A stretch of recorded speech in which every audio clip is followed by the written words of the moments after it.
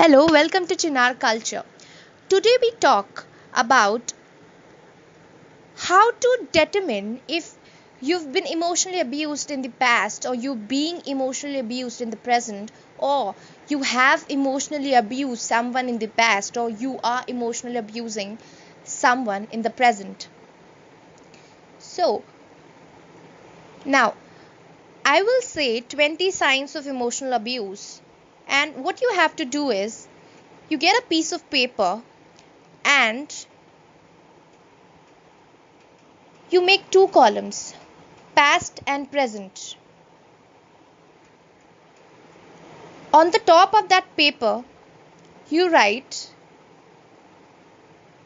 emotionally abused. If you're checking if you were emotionally abused or are being emotionally abused, or if you're checking that if you are an emotional abuser or you have emotionally abused someone in the past, then you write that on the top of the paper. If you're checking both, then you will have to take two sheets of paper and do the aforesaid. Okay, so I guess you guys are ready. First, making the person feel worthless. So if you have done this to someone or someone has done this to you, you just put a tick under the column. If it had happened in the past, you put a tick under the column of past.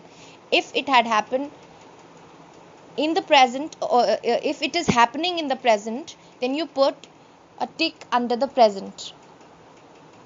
Second, putting the blame for one's mistakes on the other person.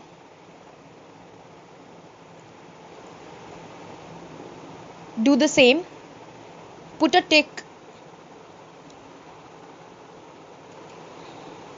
Third, minimizing the other person's point of view.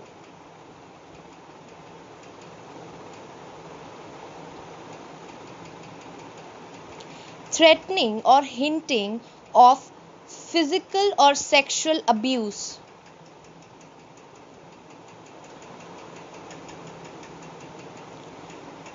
Going into fits of rage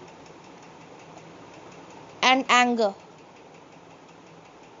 Going into fits of rage and anger.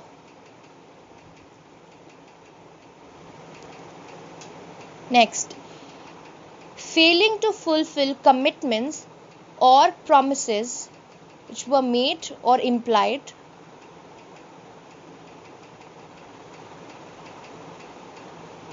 Lying to avoid responsibility for the truth.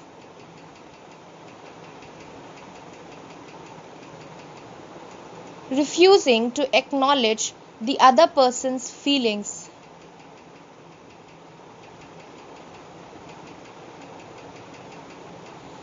Verbally or physically humiliating the other person through inappropriate gestures, comments, or jokes.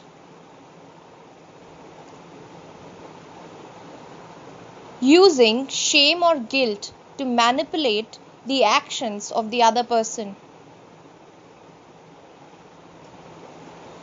Not allowing the other person to articulate his or her feelings.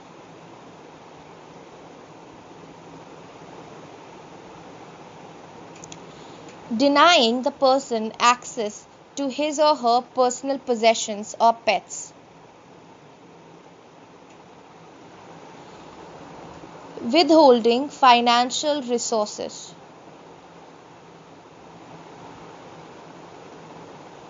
The silent treatment, that is, refusing to communicate with the other person, that is, the person who is being abused.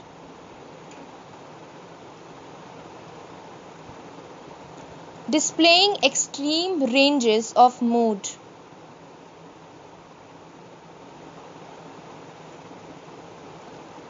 Making conditional agreements in which the conditions keep changing to avoid fulfilling the agreement.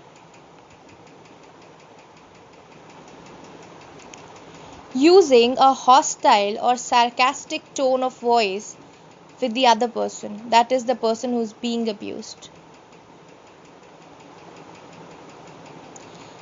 Being severely critical of each action, thought, remark of the person being abused.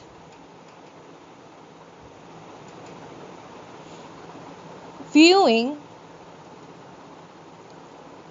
other person as a part of one's own personality, thinking that they are not an individual separate from them who have their thoughts, feelings, or opinions, but thinking that what you feel is the thought and opinion of the other person, because the other person does not have any personality. Last, belittling, humiliating, marginalizing, or ignoring the other person, that is the person being abused.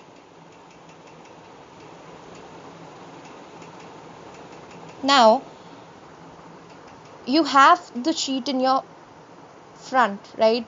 So what you do is you count the number of ticks, all right? And if you get 10 or more, there are high chances that you've been emotionally abused in the past, or being abused in the present, or you've been an emotional abuser in the past, or you are emotionally abusing someone in the present. Now, you need to understand these two things can coexist also, because abuse begets abuse, right? So abuse, unfortunately, a lot of times goes in a vicious cycle. So it is possible that you've been an emotional abuser and you've also been emotionally abused. It can happen. So I hope this test helps you in understanding if you were emotionally abused or not, or you were an emotional abuser or not. So next time we discuss the exact symptoms that will determine that you have been emotionally abused in the past. So for today, goodbye. If you like this video, please hit the subscribe button.